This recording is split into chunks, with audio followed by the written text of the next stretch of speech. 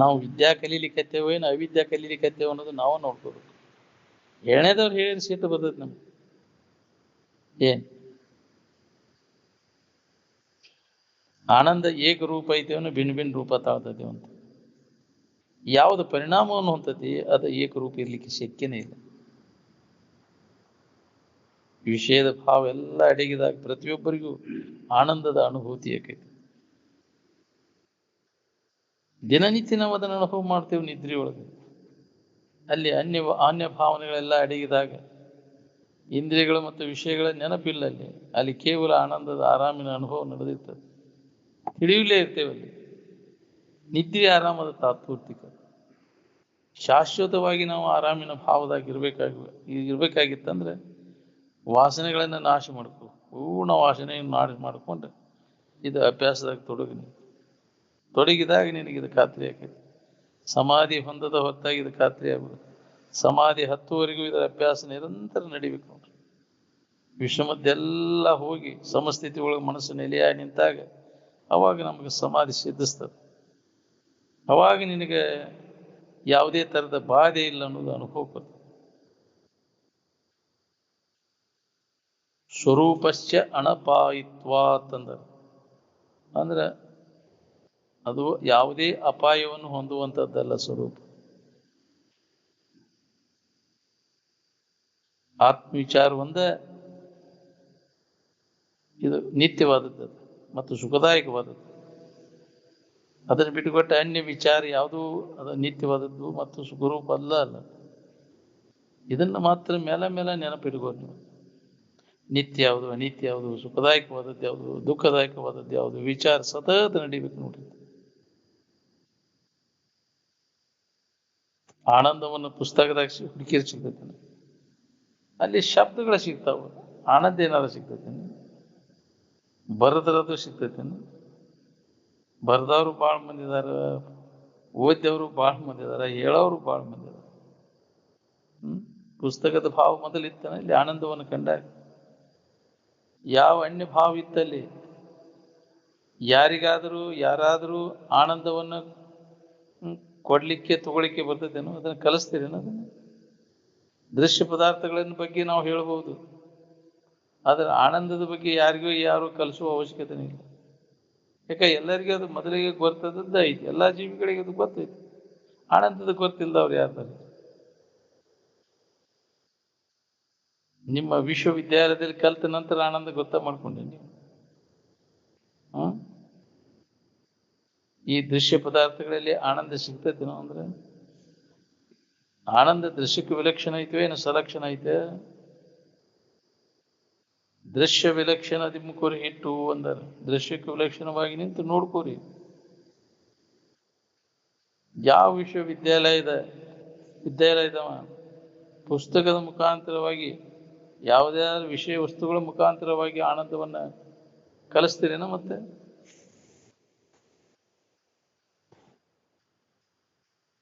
ಅದನ್ನು ಹೊರಗಿನ ಬಾಹ್ಯ ವಸ್ತುಗಳಿಂದ ತಿಳ್ಕೊಳಿಕ್ಕೆ ಬರುದಿಲ್ಲ, ಹೊಂದಾಕುವಾಗ ನಿನ್ನೊಳಗೆ ಐತೆ. ಅದು ಅನುಭವ ಗಮ್ಯವಾದಂತಹ ವಿಚಾರ.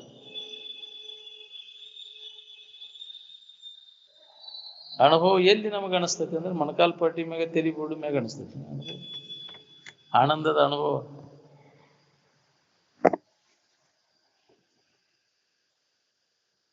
ಬ್ರಹ್ಮಸೂತ್ರ ಎಲ್ಲಿ ನಮ್ಗೆ ಅನುಭವ ಬರ್ತದೆ ಅಂದ್ರೆ ಅಂತರಂಗದಲ್ಲಿ ಅನುಭವ ಬರ್ತದೆ, ಬಹಿರಂಗದಲ್ಲಿ ಅದು ಬರುದಿಲ್ಲ. ಪುಸ್ತಕದಾಗ ಹುಡುಕಿರ ಸಿಗ್ತೈತಿ ಅದು ಆನಂದ. ಪುಸ್ತಕದಾಗ ಭಾಳ ಏನು ಶಬ್ದ ಹೌದಿಲ್ಲ, ಶಬ್ದಕ್ಕೆ ಸಿಗ್ಬೋದು, ಶಬ್ದ ಜ್ಞಾನಕ್ಕೈತಿ. ಆದ್ರೆ ಆ ವಸ್ತುವಿನ ಜ್ಞಾನ ನಮ್ಗೆ ಆನಂದದ ಅನುಭವ ಮಾಡ್ಕೊಳಕ್ಕಾಗುತ್ತೆ. ಶಬ್ದದ ಮಾಹಿತಿ ಮಾಡ್ಕೊಂಡು ಬಹಳಷ್ಟು ಶಬ್ದ ಕಲಿ ಅಂತ ಹೇಳ್ಯಾರು, ಏನು ಬ್ರಹ್ಮಸೂತ್ರ ಅಭ್ಯಾಸ ಮಾಡಂತ ಹೇಳ್ಯಾರು. ಯಾವುದು ಕಲಿಯುವ ಅವಶ್ಯಕತೆ ಬಹಳಷ್ಟು ಅಂತ ಶಬ್ದ ಬಡಬಡಿಸ್ಕೊತ ಕೂಡ ಸ್ವಲ್ಪ ಮೌನದಿಂದ ತಿಳ್ಕೊಳಿಕ್ ಬರ್ತದೆ. ಇನ್ನು ನಿಜದ ಅನುಭವವನ್ನು ಮಾಡ್ಕೊಳಿಕ್ ಸಾಧ್ಯ. ಬಹಳಷ್ಟು ಮಾತಾಡಿ ಕಂಡಾಬಿಟ್ಟಿ ಖಾರ ರೊಟ್ಟಿ ತಿಂದು ಹೊಟ್ಟಿಯಾಗಿ ಕೂರಿಸ್ಬಿಡ್ತೀವಿ ಅಂತಿದ್ರು. ಸ್ವಲ್ಪ ಮೌನದಿಂದ ತಿಳ್ಕೊಳಿ. ಅದೊಂಥ ಸಾಮರ್ಥ್ಯ ಬೇಕಲ್ಲ. ವಾಸನ ಎಲ್ಲ ನಾಶ ಮಾಡ್ಕೊಂಡು ಸುಮ್ಮನೆ ಇರಾಕ್ ಬರ್ಬೇಕಲ್ಲ. ಏನ್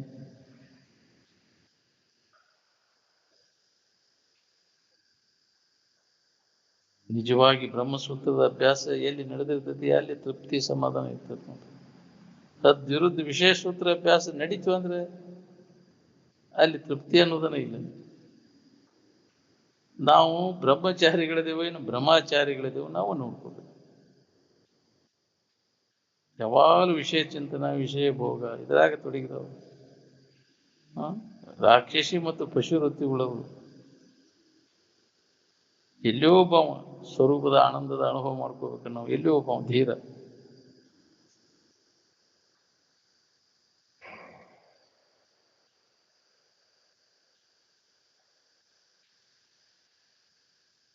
ದಿನಾಲು ನಾವು ವಿಷಯದ ನೆನಪು ಮಾಡ್ತೇವೆ, ಆನಂದದ ನೆನಪು ಮಾಡ್ತೇವೆ.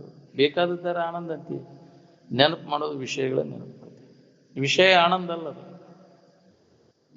ಆನಂದ ವಿಷಯ ಅಲ್ಲ. ನಮ್ಮಿಂದ ಯಾವ್ಯಾವ ಅರಿವಿಸ್ಕೊಳ್ತಾವೆಲ್ಲ ವಿಷಯನ ಆನಂದವು ಅರಿವಿಸಿಕೊಳ್ಳಲಾರ ಅರಿವಿಸಿಕೊಳ್ಳಲಾರದೆಂದು ಈ ಪನಿ ಜಾನರ ದೇವ. ನೀವೆಲ್ಲರೂ ಅರು ಸ್ವರೂಪದೇನು ಆನಂದ ಸ್ವರೂಪನಾಗಿದೆ. ನಿಮ್ಮಿಂದ ಅರಿವಿಸಿಕೊಳ್ಳುವ ಯಾವುವು ನಿನಗೆ ಅನ್ಯವಾಗಿ ಇಲ್ಲ. ಅಲ್ಲಿ ನೀನಾದಿ, ಎಲ್ಲ ಕಡೆ ನೀನಾದಿ, ನಿನ್ನ ಹೊರತು ಮತ್ತೊಂದು ಏನೂ ಇಲ್ಲ.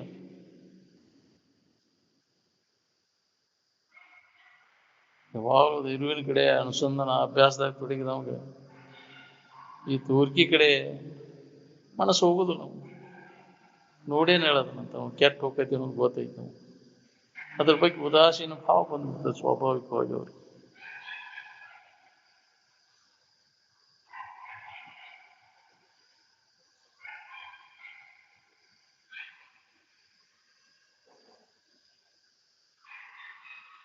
ನಾವು ಬ್ರಹ್ಮಚಾರಿಗಳಿದ್ದೇವೆ ಇನ್ನು ಬ್ರಹ್ಮಚಾರಿಗಳಿದ್ದೇವೆ ನಾವು ನೋಡ್ಕೋಬೇಕು. ಬ್ರಹ್ಮಚಾರಿ ಅಂದ್ರೆ ಬ್ರಹ್ಮ ಭಾವದಲ್ಲಿ ಮನಸ್ಸು ನೆಲೆಯಾಗಿ ನಿಲ್ಲುವಿಕೆಗೆ ಯಾವ ಜೀವನ ವೃತ್ತಿ ಬ್ರಹ್ಮನ ಕಡೆಗೆ ಹರಿದು ಬ್ರಹ್ಮಾಕಾರ ಆಗ್ಲಿಕ್ಕೆ ಪ್ರಯತ್ನ ಪಡ್ತಿರ್ತದೆ ಅವಾಗ ಬ್ರಹ್ಮಚಾರಿ ಅಂತ.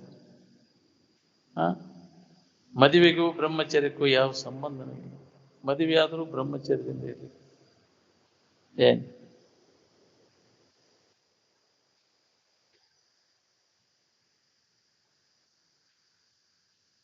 ವಿಷಯದ ಅಭ್ಯಾಸದಾಗಿದ್ದೇವೆ ನಾವು, ಆನಂದದ ಅಭ್ಯಾಸದಾಗಿದ್ದೇವೆ ನಾವು ನೋಡ್ಬೋದು.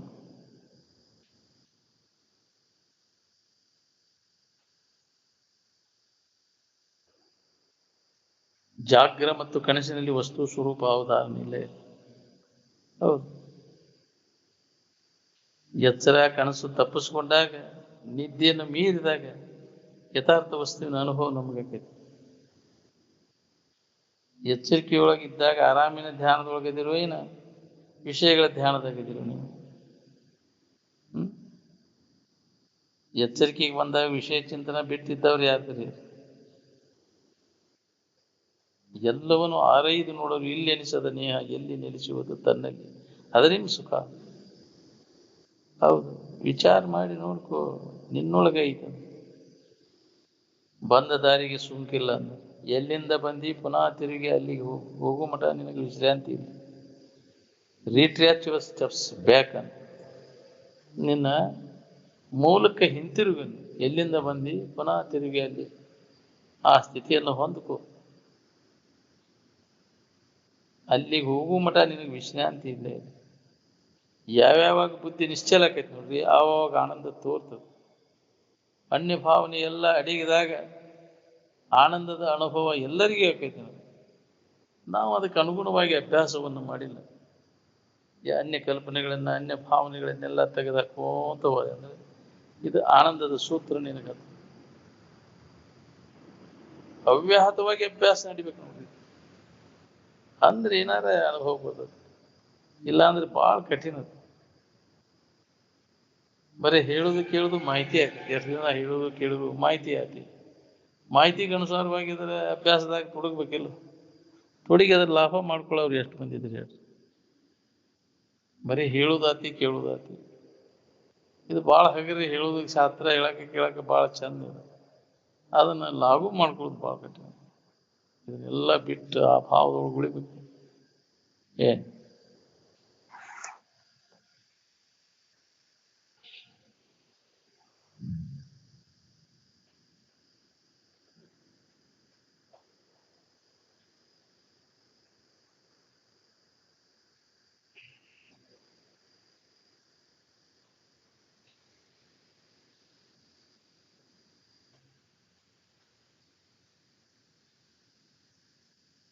ಈ ಜಗತ್ತಿನೊಳಗೆ ಏನು ಹೊಂದೋದೈತಿ ಹೇಳ್ರಿ? ಈ ವಿಶ್ವಕ್ಕೆ ವಿಶ್ವ ಅಂತೀರಿ, ಆನಂದ ಅಂತ ಅನ್ನೋದಿಲ್ಲ. ಜಗತ್ತಿನ ಯಾವ ವಸ್ತುಗಳಿಗೂ ಆನಂದ ಅಂತ ಕರೆದಿಲ್ಲ ಯಾರು. ನಾನಾ ಆನಂದ ಸ್ವರೂಪ ಅಂದಾರ ಹೊರತು ಜಗತ್ತಿನ ವಸ್ತುಗಳು ಯಾವ ಆನಂದ ಸ್ವರೂಪ ಅಂದಿಲ್ಲ.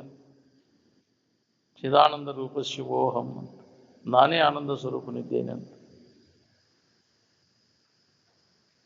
ಈ ವಿಶ್ವದೊಳಗಿಂದ ಹೊಂದೋದು ಏನದ ಹೇಳಿ? ವಿಶ್ವಕ್ಕೆ ವಿಶ್ವ ಅಂತೀರಿ. ವಿಶ್ವ ಅಂದ್ರೆ ಏನದು? ತೋರೆಡುವುದು, ಚರಟ. ವಿಶ್ವದ ವಿಷಯ ವಸ್ತುಗಳೆಲ್ಲ ಚರಟಕ್ಕೆ ಸಮಾನ.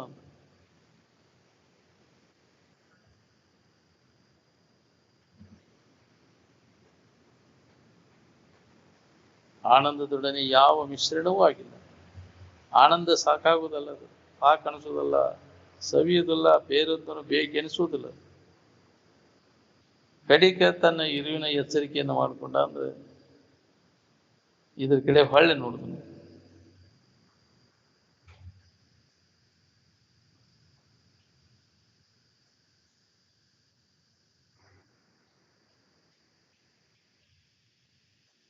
ಆನಂದವನ್ನು ಹೊಂದಲಿಕ್ಕೆ ಯಾವುದೇ ಜಾತಿ, ಕುಲ, ಗೋತ್ರ, ಭಾಷೆಗಳ ನಿರ್ಬಂಧ ಇಲ್ಲ. ಅಂತಃಕರಣ ಪರಿಶುದ್ಧಿ ಯಾರಿಗಿರ್ತೈತಿ ಅವರೆಲ್ಲರೂ ಹೊಂದಾಕೋದಕ್ಕೆ ಅಧಿಕಾರಿಗಳು.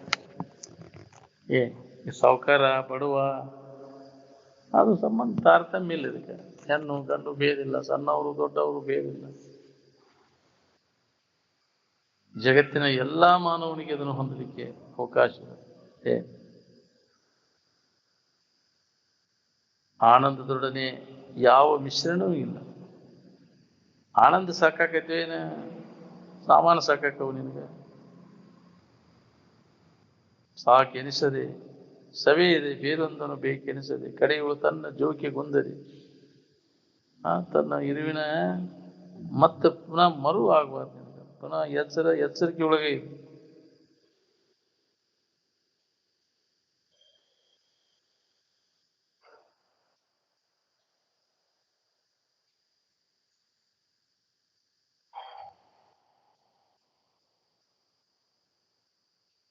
ಆನಂದವನ್ನು ಹೊಂದಲಿಕ್ಕೆ ಯಾವುದೇ ಜಾತಿ, ಕುಲ, ಗೋತ್ರ, ಸಂಪ್ರದಾಯ ಬೇಕಾಗಿಲ್ಲ.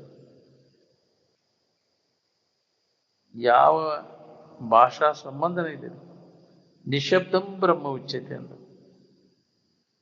ಶಬ್ದರಹಿತವಾದಂತಹ ಇರುವಿನ ಸ್ಥಿತಿಯನ್ನು ನಾವು ಹೊಂದಬೇಕಾತಂದ್ರೆ ಒಳಗೆ ಎಷ್ಟು ಸೂಕ್ಷ್ಮ ಆಗುತ್ತೆ. ಎಲ್ಲ ಭಾವನೆಗಳನ್ನೆಲ್ಲ ಅಳದು ಉಳಿದಾಗಿದೆ ಅನುಭವಕ್ಕೆ ಬರ್ತದೆ.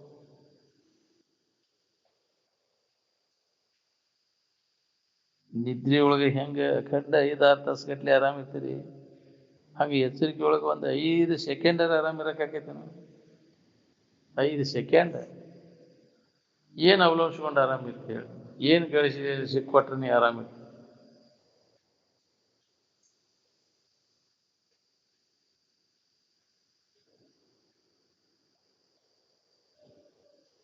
ಜಾಗ್ರಾವಸ್ಥೆಯ ಗದ್ದಲ ನಿದ್ರೆಗೆ ಬರುದಿಲ್ಲ. ಹರಿಹರ ಬ್ರಹ್ಮರು ಇವನ್ನೆಲ್ಲ ಎಚ್ಚರಿಕೆ ಒಳಗೆ ಇಟ್ಕೊಂಡು ಕುಂತಿದ್ವಿ. ಇದು ಹೆಚ್ಚಾಗಿ ಏನಿದಾವೆ? ಬ್ರಹ್ಮಾದಿ ದೇವತೆಗಳನ್ನು ಎಲ್ಲಿದ್ದಾವೆ? ಇಲ್ಲ. ನಿಮ್ಮ ಕಲ್ಪನೆ ಎಂಬ ಕಲ್ಪನೆಯನ್ನು ನಕಾಶ ಸುತ್ತಿ ಬಿಟ್ರೆ ಅಂದ್ರೆ ಅವಕ್ಕೆ ಅಸ್ತಿತ್ವ ಇಲ್ಲ.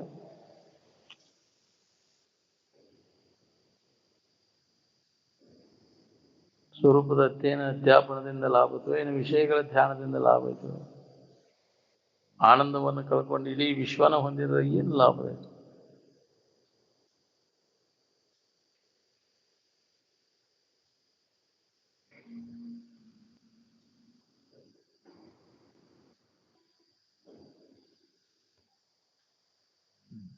ಆನಂದವನ್ನು ಕಳ್ಕೊಂಡು ಇಡೀ ವಿಶ್ವನ ಗಳಿಸಿದ್ರೆ ಏನು ಲಾಭ ಆಯ್ತು? ಇಡೀ ವಿಶ್ವನ ಕೊಡ್ತೇನೆ ನಿನಗೆ. ನಿದ್ದೆ ಮಾಡಕ್ ಹೋಗ್ಬೇಡ. ನಿದ್ರೆ ಬಂತಂದ್ರೆ ಅಗದಿ ಪ್ರಿಯತಮ ವಸ್ತುವಿನ ತಿರಸ್ಕಾರ ಮಾಡ.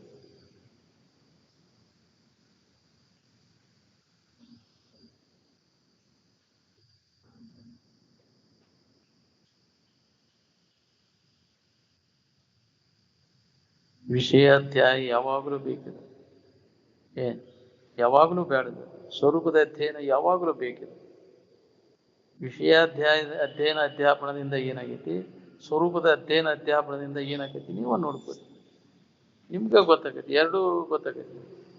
ಇಲ್ಲಿ ತನಕ ವಿಷಯಗಳ ನೆನಪು ಮಾಡ್ಕೊತ ಬಂದ್ರಿ, ಏನಾಗೈತಿ ಇನ್ನು ಮ್ಯಾಗ ಅದನ್ನ ಕೈ ಬಿಟ್ಟರೆ ಸ್ವರೂಪದ ಅಧ್ಯಯನದೊಳಗೆ ತೊಡಗ್ರಿ. ಅಧ್ಯಯನ ಮತ್ತು ಅಧ್ಯಾಪನ, ಕಲಿಸೋದು ಮತ್ತು ಕಲಿಯುವುದು, ಇದರ ಅಭ್ಯಾಸದೊಳಗೆ ನೀವು ತೊಡಗಿದಾಗ ನಿಮ್ಗೆ ಏನು ಏಟಿಲ್ಲ ನಿನಗೆ ಸೂತ್ರ ಹತ್ತೈತಿ. ನಿಷ್ಠೆಯಿಂದ ತೊಡಗ್ಬೇಕು ನೀವು. ಏನ್ ಈ ಕಡೆ ಒಲವು ಆಗಕೈತೆ ಅಂತ ಏನೋ ಪುಣ್ಯ ಒದಗಿ ಬಂತು ನಿಂದಂತ.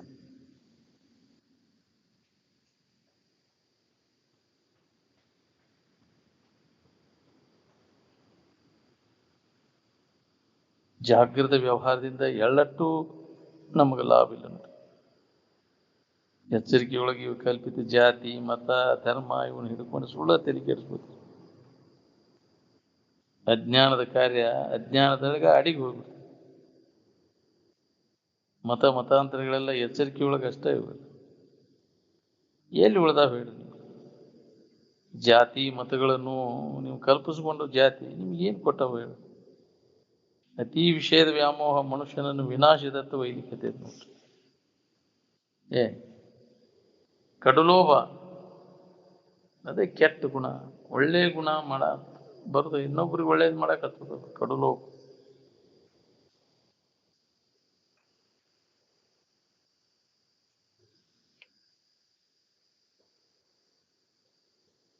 ಮೊದಲ ಮನುಷ್ಯತ್ವದ ಬರ್ಲಿ, ನಮ್ಗೆ ಮನುಷ್ಯರಂಗ ಬದುಕಾಕಲ್ಲಿ. ಅದು ಮನುಷ್ಯತ್ವ ಬಂದ ನಂತರ ಮುಮುಕ್ಷತ್ವ ಬಂದ. ನನಗೆ ಮಾತ್ರ ಇನ್ನ ಮನುಷ್ಯತ್ವ ಬಂದಿಲ್ಲಪ್ಪ. ನಿಮಗೆ ಯಾರಿಗಾರ ಬಂದೈತೇನೋ ನೋಡ್ಬೋದು. ಇಂದ್ರಿಯ ಗೆದ್ದವ ಚಂದ್ರನಂಗಿದ್ದಾವ. ಕಾಮನ ಗೆದಿಬೇಕಾತಂದ್ರೆ ವಿವೇಕನ ಬೇಕು.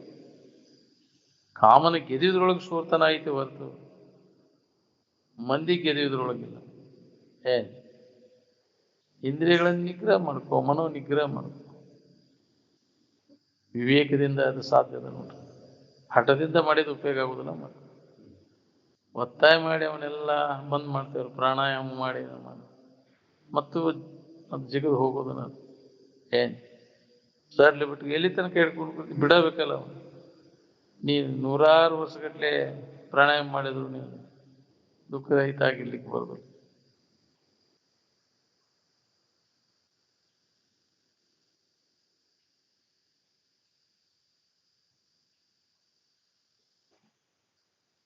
ಅಲ್ಪ ವಯಸ್ಸಿನಾಗ ಶರೀರ ಯಾಕೆ ಹಾಳಾಕವಂದ್ರೆ ಇಂದ್ರಿಯ ಸಂಯಮ ಇಲ್ಲದಕ್ಕೆ.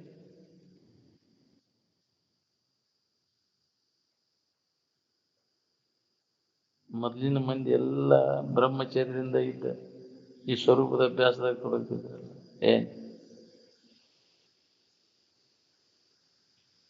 ಕಾಮನ ಗೆದಿಬೇಕಾದ್ರೆ ವಿವೇಕ ನಮ್ಮಲ್ಲಿ ಜಾಗೃತ ಆಗ್ಬೇಕು ನೋಡ. 3ನೇ ಕಣ್ಣಂತ ಅದಕ್ಕೆ ಅಂತಾರೆ ವಿವೇಕಕ್ಕೆ.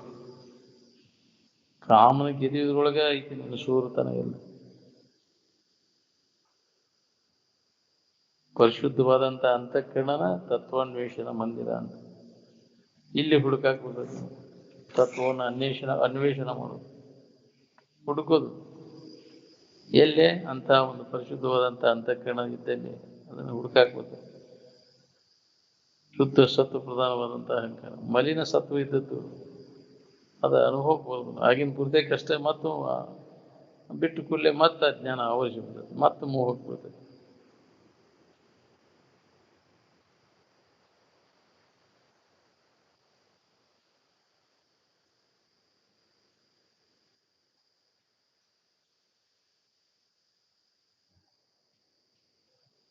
ಅಂತಃಕರಣ ಪರಿಶುದ್ಧವಾದಂತ ತತ್ವಾನ್ವೇಷಣ ಮಂದಿರ ಅಂದ್ರೆ ಅದಕ್ಕೆ ಅಂತಾರೆ.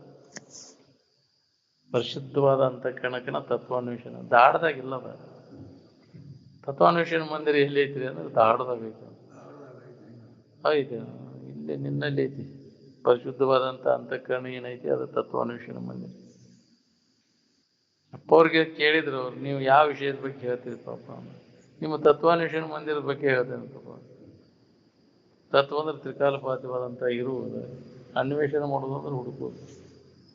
ಎಲ್ಲಿ ಅಂದ್ರೆ ಪರಿಶುದ್ಧವಾದ ಅಂತಃಕರಣದೊಳಗೆ, ಅದ ತತ್ವಾನ್ವೇಷಣ ಮಂದಿರ. ಅದನ್ನು ಹುಡುಕೋದು. ಕೆಡಲಾರದಂಥ ವಸ್ತುನ ನಾನದೇನಂತ ಅಲ್ಲಿ ತತ್ವ ಅಂದ್ರೆ ಕೆಡಲಾರದಂಥದ್ದು, ಅದೇ ನೀನದಿ. ತತ್ವಂ ಅಸಿ, ತತ್ತಂದ್ರೆ ಕೆಡಲಾರ್ದಂಥದ್ದು ತೊಗೊಂಬಂದ್ರೆ ನೀನು, ಹಸಿ ಅಂದ್ರೆ ಅದಿ, ನೀನೇ ಆ ಕೆಡಲಾರ್ದಂಥ ವಸ್ತು ಅದಿ ಅನ್ನೋದನ್ನ ಅನುಭವದಿಂದ ನೋಡ್ಕೊ.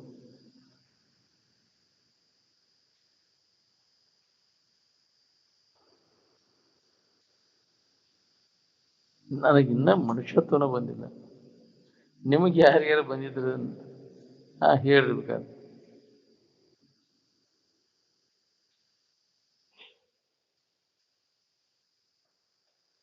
ಇಂದ್ರಿಯ ಗೆದ್ದವ ಚಂದ್ರನಂಗೆ ಗೆದ್ದವಂತ.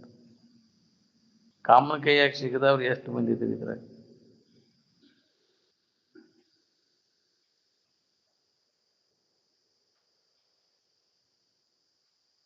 ಶೂರತನ ಎದಕ್ಕಂತ, ಕಾಮನ ಗೆದಿಯೋದಕ್ಕಂತ. ಕರ್ಣ ವಿಜಯದಿಂದ ಕಲಿತನ ಮಿನ್ನುಂಟೆ ಅಂತ.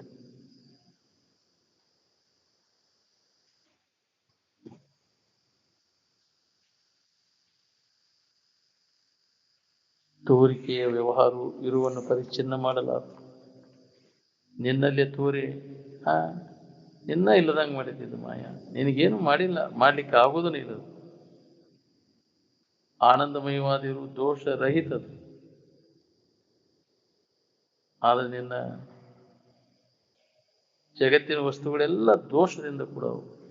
ನಿರ್ದೋಷವಾದದ್ದು ಸಮವಾದದ್ದು ಯಾವುದೈತಿ ಅದ ನಿನ್ನ ಸ್ವರೂಪ. ಅದ್ರ ಕಡೆ ವೃತ್ತಿ ಹೋತಂದ್ರೆ ಬುದ್ಧಿ ಸಮಸ್ಥಿತಿ ಅನ್ನುವಂಥದ್ದು. ವಿವೇಕ ಏನು ಸಿಗ್ತೈತಿ ನಿನಗಂದ್ರೆ ಸತ್ಸಂಗದೊಳಗೆ ಸಿಗುದು. ಸತ್ಸಂಗ ಸಿಗುದ ಬಹಳ ದುರ್ಲಭ.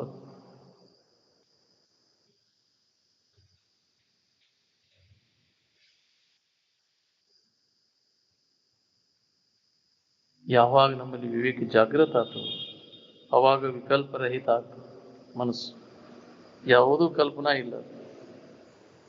ನಿತ್ಯ ನಾವು ಇದನ್ನು ಅನುಸಂಧಾನ ಮಾಡ್ಕೊಂತ ಹೋದಾಗ ಇದು ಕೆಟ್ಟಕ್ಕೆ ನೋಡ್ರಿ. ಕಲ್ಪನಾರಹಿತ ಇರುವಿನ ಸಂಧಾನ ಎಡಬಿಡದೆ ನಡಿಬೇಕು. ಅಂದಾಗ ಇದನ್ನು ಅನುಭವ ಮಾಡ್ಕೊಳಕ್ ಸಾಧ್ಯ ಐತೆ.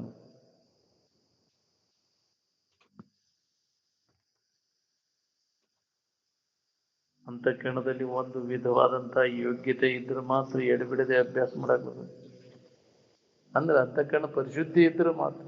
ಯೋಗ್ಯತಾ ಅಂದ್ರೆ ಏನ್ರಿ, ಎಲ್ಲ ಭೋಗ ವಾಸನೆಗಳನ್ನು ನಾಶ ಮಾಡಿಕೊಂಡಂತ ಧೀರ ವೃತ್ತಿಗೆ ಪ್ರತಿಯೊಬ್ಬರಿಗೆ ಇದು ಅನುಭವ ಬರ್ತದೆ. ನಾವು ಅದನ್ನು ಮಾಡ್ಕೊಳಕ್ ತಯಾರಿಲ್ಲ.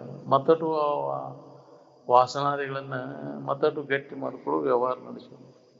ಮನುಷ್ಯನ ಜನ್ಮಕ್ಕೆ ಬಂದಾಗ ಈಗ ಒಳ್ಳೆ ಸಮಯದ ವಾಸನೆಗಳನ್ನು ನಾಶ ಮಾಡ್ಕೊಳ್ಳಿಕ್ಕೆ ಪ್ರಯತ್ನವನ್ನು ಮಾಡಿ. ಹೆಂಗೆ ನಾಶ ಮಾಡಿಕೊಂಡ್ರು ಅವರು ಮಹಾತ್ಮರು? ಯುಕ್ತಿಗಳಿಂದ. ನಿತ್ಯ ಶ್ರವಣ ಮನ ನಿಧಿಧ್ಯಾಸನ ಮಾಡಿ ನಮ್ಮ ಇರುವಿನ ಕಡೆ ಲಕ್ಷ್ಯ ಕೊಡೋದ್ರಿಂದ ಇವೆಲ್ಲ ಜನ್ಮ ಜನ್ಮಾಂತರ ಇದ್ದಂಥ ವಾಸನೆಗಳು ಬೈಕೆಗಳು ತಾನ ಕಡಿಮೆ ಆಗುತ್ತೆ. ಇಂಥಲ್ಲೇ ಐತಿ ನನಗೆ ಬೇಕಾದದ್ದು ಅನ್ನೋದು ಖಾತ್ರಿ ಆದ್ಮೇಲೆ ಅನ್ಯದರ ಹುಡುಕೋದು ಕಡಿಮೆ ಆಕೊಂತ ಹೋಗುತ್ತೆ. ಕಡೆಗೆ ತಾನಾಗಿ ಉಳಿದಾಗ ಆ ಸ್ಥಿತಿ ಹೊಂದಕ್ಕೆ ಸಾಧ್ಯ ಇಲ್ಲ. ಅಭ್ಯಾಸ ಮುಖಾಂತರ ಅದು ಸಾಧ್ಯ ಇಲ್ಲ. ತನ್ನಿಂದ ತಾನ ಬರ್ತೈತಿ ನಿನಗೆ ಅಭ್ಯಾಸದಾಗ ಮುಂದುವರಿದ್ರೆ. ನೀವು ಅಲ್ಲಂದ್ರೂ ಆ ಸ್ಥಿತಿ ಹೊಂದಾಕ್ಬೋದು. ಅಭ್ಯಾಸ ಬಲ ಜೋರಿತ್ತಂದ್ರೆ ಬಿಡು.